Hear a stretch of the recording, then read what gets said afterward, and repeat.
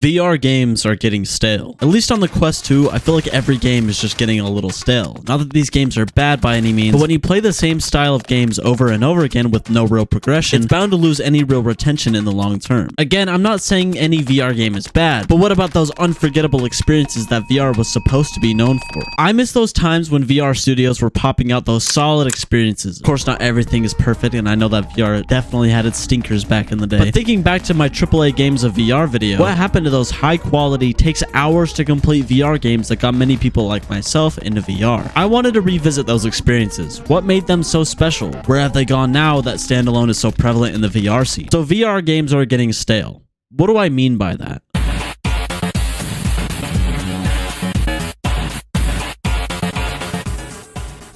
To start, we gotta go with the absolute peak of VR.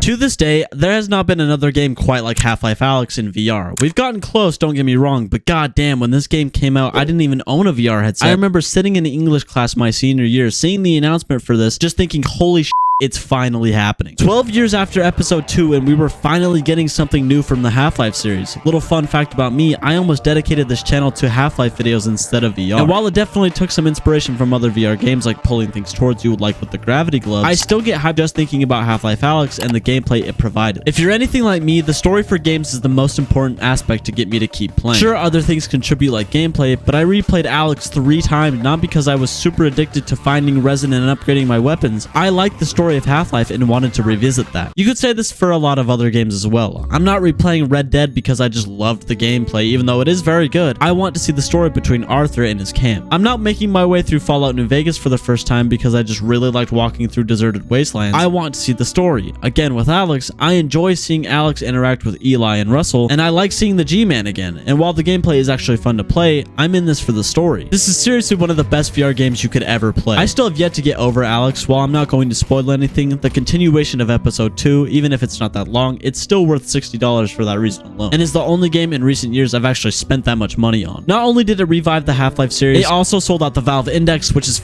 nuts because this fat is $1,000 and nearly bankrupted me when I first bought one. It gave VR users their first taste at a true AAA game in VR. You truly can't find any suitable replacement on the Quest 2. But do you remember when I only talked about this game?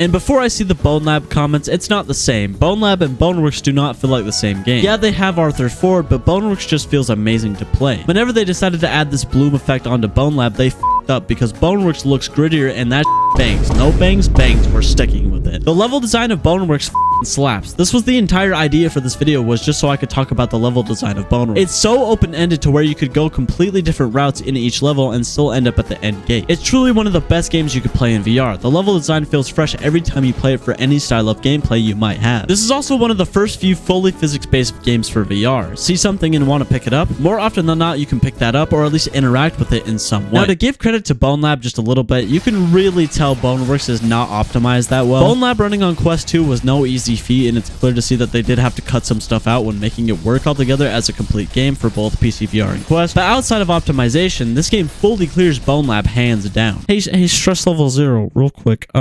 What happened to the monomats? To be fair, I didn't know if they worked the first time I played through it, but just give players a better tutorial. Just like, you know, just upload a YouTube video or something. But thanks to the Quest 2 being powered by a mobile processor capable enough of running a pair of butt cheeks, we got Bonelab. And while I still have some mixed feelings about Bonelab, at least we can still play Boneworks, and trust me when I say I will not forget what we lost. Look at how they massacred my boy Arthur Ford without the anisotropic.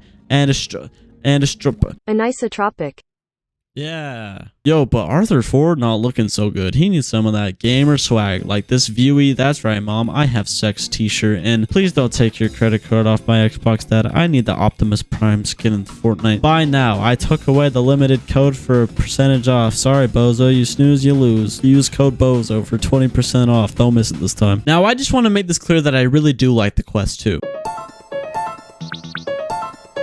Not only has it broadened the audience of VR to a mass audience that gives creators and developers a chance to make a living, but it gives people who otherwise wouldn't have tried VR a plethora of games that they might actually enjoy. But because of its not only aging hardware, but weak from the start hardware, we've seen this rapid decline of AAA quality games for VR. Sure, we have Alyx and Skyrim VR, but unless you have one of these super sick RGB lighting RTX 3070 Founders Edition, sign me up and bam, credit card debt machines, you're playing games on the Quest 2 natively. While there are good games on the Quest 2, don't get me wrong, I actually use my Quest 2 more than the Index at this point, just for simple hopping in and out of games. It's almost like I don't have something to really sink my teeth into. Also, because of the Quest 2's popularity, what would be envisioned as the next big AAA quality game of VR would have to be toned down just to work with this hardware. Again, games like Bonelab just don't feel the same because they were being designed with such constricting hardware. And I know that we got Horizon Call of the Mountain and Hubris and other exclusives like Vertigo and Vertigo 2, but it's just a fact that most developers have to keep this headset in mind when they're developing their next title. But regardless if you're a native Quest 2 user or a full-blown big screen Beyond with 6 base stations enthusiast, I just want to have some good games, man. I don't know. I don't want this to sound like a joke. I'm being dead serious when I say this. I have not found another game quite like Into the Radius, and I'm so burnt out on Into the Radius. It's not a bad game. It's just obviously if you play the same thing just over and over again, you get burnt out. That's just fact. I'm sorry. Thank you to our mega rich patrons, Mike D10, Wes, Greg, Gain, Lunaris, Danasi, and Only Mints. And of course, thank you to our budget friendly patrons as well.